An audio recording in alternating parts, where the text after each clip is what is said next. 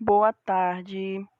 Vamos lá, a gente continua nossa aulinha, né? Nossa matéria de psicologia.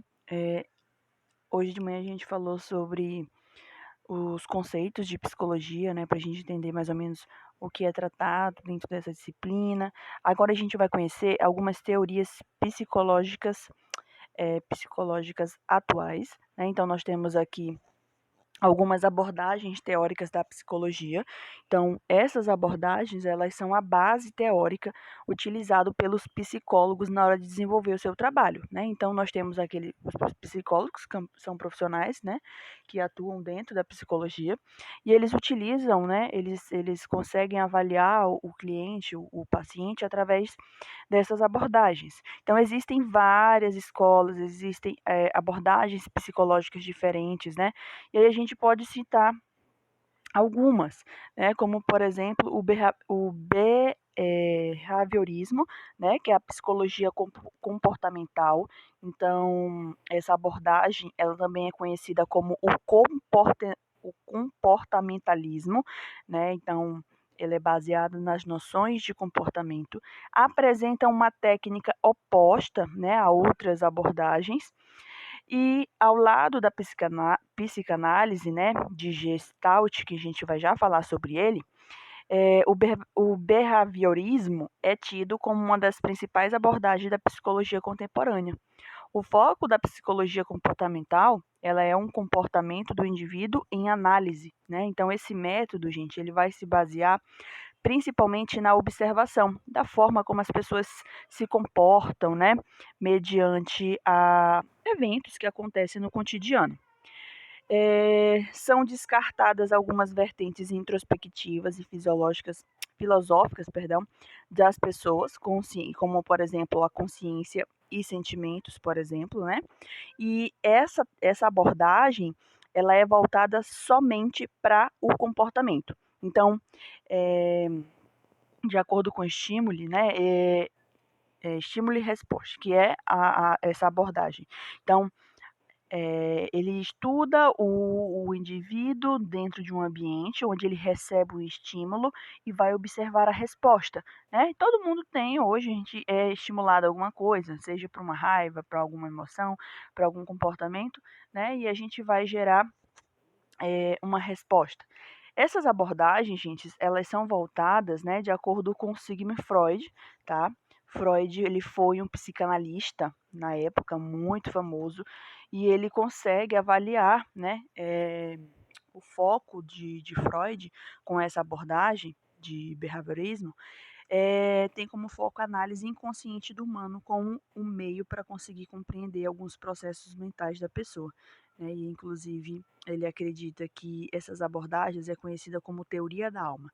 Então, ela se concentra na relação entre o inconsciente e o sentimento, e os sentimentos e comportamentos de determinado indivíduo. Nós temos também a abordagem de Gestalt, né? Então, essa essa abordagem, ela também é conhecida como a psicologia da forma, tá? Essa abordagem, ela começou a se desenvolver nos primeiros anos do século XX através do psicólogo Kurt, tá? Marx também teve outros psicólogos. E a psicologia da Gestalt, ele tem como objetivo compreender as partes do processo mental a partir da análise e interpretação do conjunto total. O que que acontece? Como é que é, professora? Tá muita palavra complicada para mim entender, né? Então, essa abordagem, gente, ela é voltada numa representação de uma oposição direta ao automismo, né? Então, ela é voltada com a questão da negação, da fragmentação, da necessidade de compreender o homem e suas relações como uma totalidade, né? Então a gente tem que estudar o homem de uma forma geral, né? Então estudar ele também de forma fragmentada e interligar todas as formas de um ser humano. E aí a gente acaba entrando, né, gente, nas, nas teorias de Freud, onde ele traz a importância da efetividade, né? gente vai ver agora um pouquinho sobre o personalidade. Existe a teoria da personalidade, tá? E a teoria da personalidade, gente, ela traz com ela alguns alguns fatores importantes. Então, tudo que você conseguiu até agora, tudo que ainda vai conseguir, tudo que você vai ser, bom ou mal, né, pai ou mãe. E isso está relacionado à personalidade que o indivíduo adquire, que ele pode nascer com ela e que ele pode desenvolver de acordo com os seus princípios e morais, tá? Então, a gente vê aqui algumas definições, por exemplo, como os outros veem, nos veem, né? Características externas e visíveis. Então, nós temos aparência física, mas também nós temos uma aparência comportamental, né? Emoções, sentimento, caráter, personalidade. Existem também características permanentes, ou seja, as características relativamente estáveis e previsíveis. São comportamentos que possam esperar já da nossa natureza, né? E características peculiares, por exemplo, propriedades especiais que nos diferenciam dos outros. Então, cada um tem, tem qualidades e tem defeitos que acabam lhe diferenciando de outras pessoas. A teoria da personalidade, ela traz os aspectos internos e externos peculiares e relativamente permanente do caráter de uma pessoa e acaba influenciando o comportamento em situações diferentes. E de acordo com a teoria de Freud, ele traz um enfoque psicanalítico, né? Ou seja, são comportamentos inconscientes, muitas das vezes pode estar relacionado a impulsos sexuais e também a de agressão, né? Então nós temos é, o ego, o superego e o id, tá, gente? Como vocês podem ver aqui, nós vamos falar do id, do ego e do superego, tá? Então, esses três, eles são instâncias que formam a psique humana. Então, de acordo com a teoria da personalidade de Freud, ele traz, né, alguns estudos sobre a psicanálise que o id, por exemplo, o id, que é esse que nós vamos falar primeiro, ele é um componente nato dos indivíduos, ou seja, a pessoa já nasce com ele. Né? Então, consiste, por exemplo, nos desejos, nas vontades, nas pulsões primitivas, formando principalmente os instintos e os desejos orgânicos pelo prazer.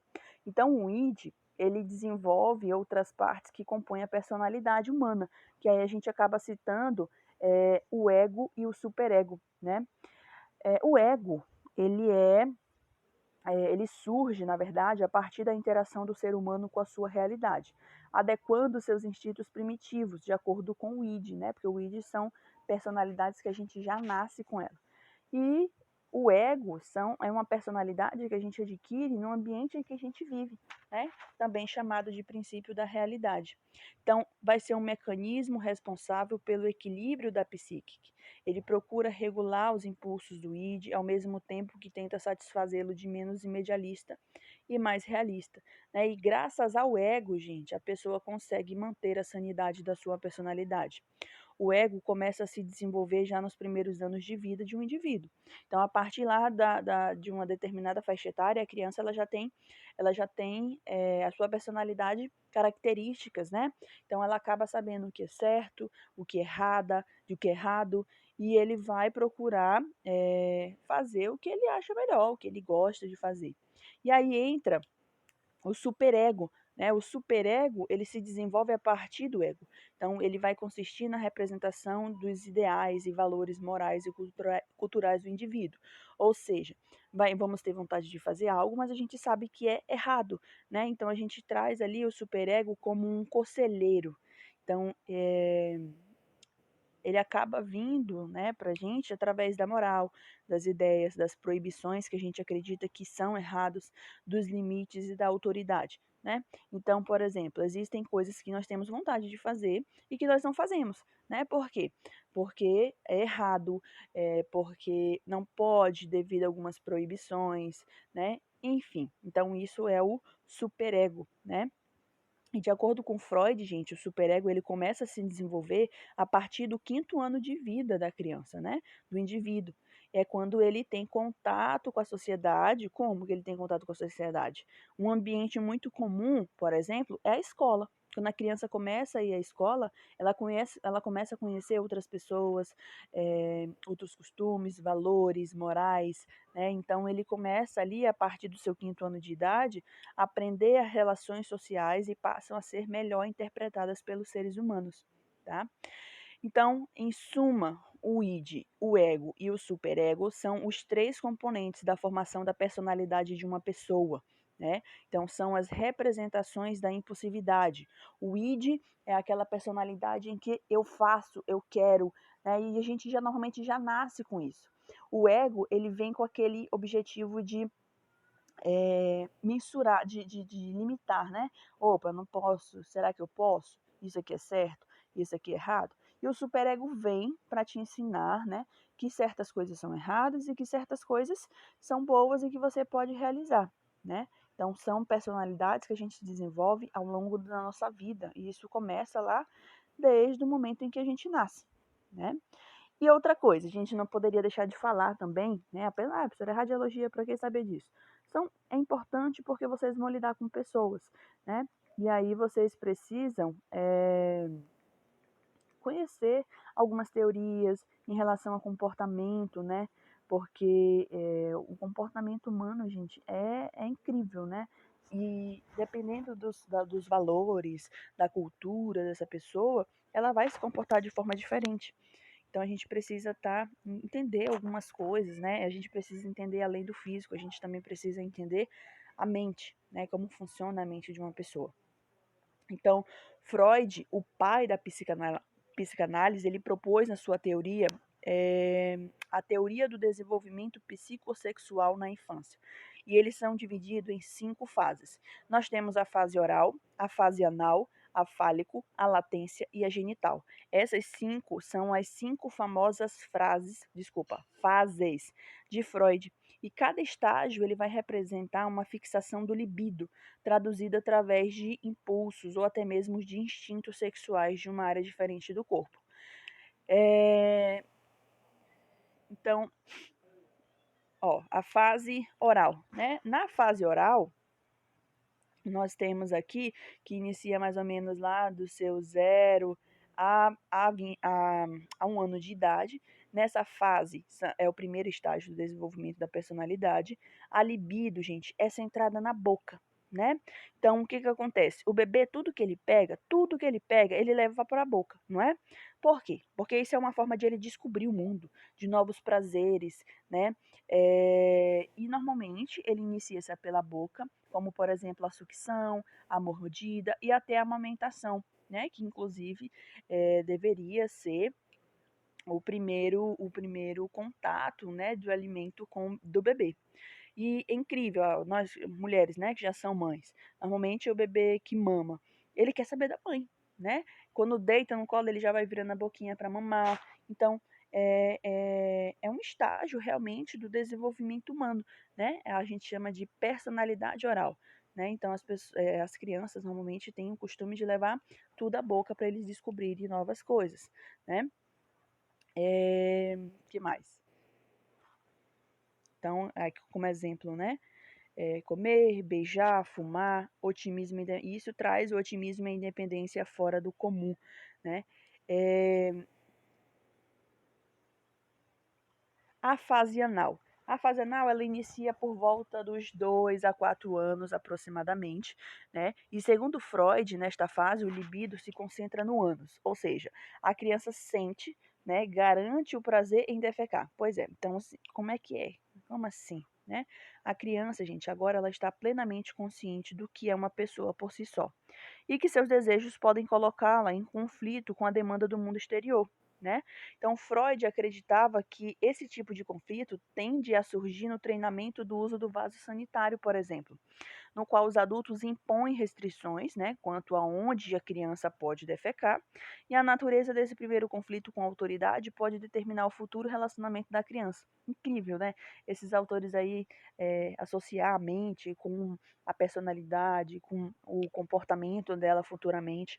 Então, o treinamento precoce ou rigoroso com o vaso sanitário pode levar a criança a se tornar uma personalidade personalidade anal retentiva, né? Então, ao invés de você educar a criança que ela precisa evacuar em determinado lugar, leva um tempo, né? E aí tem que ser feito com calma.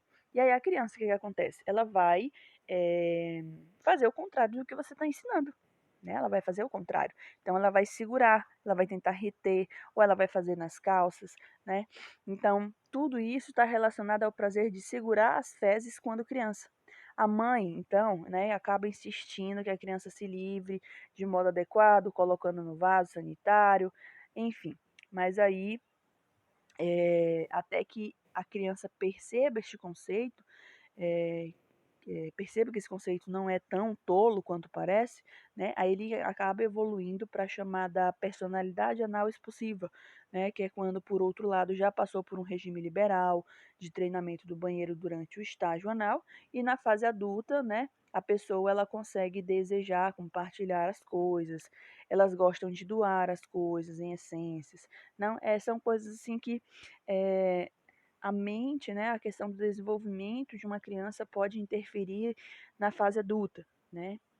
Então, aquela criança que retém, que junta muitas coisas, que não consegue desapegar, né, tão fácil, ela pode ter prejuízo na fase adulta. E aquelas crianças que liberam, que são mais desapegadas, né, elas acabam tendo mais facilidade na fase adulta em alguns fatores. Nós temos a fase fálica. Essa fase fálica, ela inicia lá por volta dos 4 a 6 anos aproximadamente, né? E a sensibilidade agora está na fase fálica que se concentra nos órgãos genitais, né? E pode sim estar relacionado a algumas teorias sexuais infantis, como por exemplo a masturbação em ambos os sexos. Ou seja, a criança, por curiosidade, ela vai tocar, né? Saber por que tem aquilo ali, como é que funciona. Então, a criança se torna mais curiosa, né? Ela toma consciência das diferenças anatômicas sexuais, que pode desencadear um conflito entre atração erótica, olha, essas coisas, né? Então, Freud chamou isso de complexo de Édipo nos meninos e complexo de Electra nas meninas. Então, esse conflito é resolvido através do processo de identificação, na qual a criança adota as características dos pais do mesmo sexo, né? É, inclusive, existe o chamado complexo de Édipo. Esse complexo de Édipo, ele deriva, né, de um nome grego, Édipo, um jovem que mata seu pai e se casa com a sua mãe. Então, essa teoria ela é baseada num conflito que surge normalmente entre as crianças, né? Por exemplo, o filho querer a mãe para ele, né? O pai se aproximar ou qualquer outra pessoa se aproximar, ele fica com ciúmes, ele empurra. Assim também acontece com as meninas, né? Que ficam com ciúmes do pai, enfim. E quando, né, é o menino resolve mostrar, né, esse tipo de comportamento, eles classificam como um complexo de Édipo, onde a criança ela tem, ela considera a mãe, né, a mãe como como como uma propriedade dele, né? E o complexo de elétrica, né, desculpa, Electra, é do feminino, Édipo, né? Que cai na mesma forma que o dos meninos, em relação que ela quer o pai como a propriedade dela, né? Fica com ciúmes de outras mulheres ou da mãe que se aproxima, né? E esse tipo de coisa eles classificam, de acordo com a psicologia, essas teorias, né? E a fase da latência, que no caso já entra ali na fase da pré e da puberdade, quando eu falo de latente, eu falo de algo oculto. Isso significa que nessa fase não há mais desenvolvimento psicossexual, né? A libido ela fica adormecida. E nessa fase a criança ela quer brincar, ela quer correr, ela quer pular, né? Nessa fase ela é gerada por brincadeiras, na maioria com outras crianças do mesmo sexo, né? Que são crianças que brincam, por exemplo, as meninas gostam de brincar com as meninas, né? Os meninos gostam de brincar com os meninos. E aí classifica-se como a fase da latência, né? Então, onde a criança desenvolve hobbies, coisas que eles gostam de fazer, esporte, amizades com pessoas do mesmo sexo, como eu disse, que as meninas gostam de brincar com as meninas, né? Por conta dos mesmos gostos, os meninos gostam de brincar com os meninos por conta dos mesmos gostos de brincadeira. E nós temos a fase genital. A fase genital, ela já é caracterizada a partir dos 11 anos, né? Então, da puberdade para a fase adulta. E esta é a última fase da teoria do desenvolvimento psicossexual de Freud, onde começa a puberdade. Então é um momento de experimentação sexual, adolescente, né, cuja resolução bem-sucedida é estabelecer um relacionamento amoroso com outra pessoa. Então, nessa faixa etária já os interesses começam a ficar diferentes, né? A pessoa começa de acordo com Freud, a saída apropriada do instinto sexual em um adulto era por meio de relações amorosas, né? Começa a fixação e conflitos que podem impedir, inclusive, como tendo como consequências perversões sexuais. É, e aí nós temos, né, aqui uma perspectiva humanista, onde traz a hierarquia das necessidades de acordo com Maslow. E aí ele traz, né, a fisiologia, que são coisas que nós precisamos para sobreviver, então respirar, comida, água, sexo, sono, homeostase e excreção, né, que é normalmente um ciclo de vida natural de uma pessoa. Segurança, então segurança do corpo, do emprego, dos recursos, da moralidade, da família, da saúde, da propriedade. Então são necessidades de uma pessoa conforme ela vai avançando, né, a faixa etária. Amor, relacionamento. Então todos, né, desejam ali ter uma amizade sincera, uma família, intimidade sexual com alguém. O estima, né, valoriza a autoestima, a confiança, a conquista, o respeito dos outros. E a realização pessoal, então cada um tem a sua realização pessoal, né? A moralidade, a criatividade, espontaneidade, soluções de problemas. Então, de acordo com Maslow, nós temos uma hierarquia das necessidades, e aí ela vai conforme, né, os níveis aqui da pirâmide. Então, nós temos a base, que são coisas que a gente realmente precisa para sobreviver, né? E, segundo Freud, gente, nossa personalidade se desenvolve durante a infância e é moldada pelas 5 fases que ele chamou de teoria do desenvolvimento psicossocial. Então, durante cada fase, uma criança ela é confrontada com um conflito entre impulsos biológicos e expectativas sociais. E se ela passar de uma forma bem-sucedida por esses conflitos internos, ela acaba tendo domínio de cada estágio, de cada desenvolvimento, por fim se tornando uma pessoa de personalidade totalmente madura. E na época as ideias de Freud foram percebidas com crítica, né? Até porque a gente falar desse conteúdo hoje, assim, em relação à criança, porque ela é marcada principalmente na fase da infância, né? Fica pesado. Então ele foi realmente recebido com muitas críticas. E hoje não é diferente. Até para falar disso é mais difícil, né? Porque como seu foco é na sexualidade como principal motor do desenvolvimento da personalidade humana, isso trouxe e isso traz ainda muitas críticas, né? Mas o importante é entendermos que cada teoria psicológica tem o seu modo, tem uma forma de olhar para os mesmos conflitos e comportamentos humanos, e que podemos, né, com o devido cuidado, ter uma visão cada vez mais rica do desenvolvimento humano. Você não precisa concordar com a teoria, você precisa entender como eles veem, né, a questão do desenvolvimento do ser humano, do humano, de uma pessoa humana, né? De um ser humano, perdão. É, E aqui nós temos as teorias de aprendizagem, né?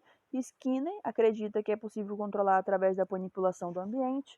A Bandura diz que o cognitivo e o social, né? Eles andam lado a lado, ou seja, muita coisa que a gente aprende é convivendo através de aprovações, sorriso, interesse e também aceitação de outras pessoas.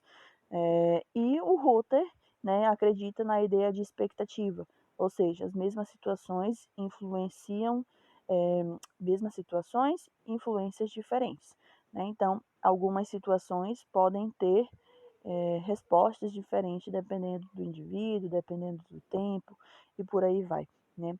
A gente conhecer um pouco a mente, ela é difícil de entender, né? A mente humana, ela é muito complicada de você estudar, de a gente poder compreender determinadas coisas, e basicamente a gente se baseia através de teorias, né, de pessoas que estudaram, de pessoas que observaram, né, e a gente fala sobre elas para a gente ter um pouco mais de entendimento, né, mais ou menos.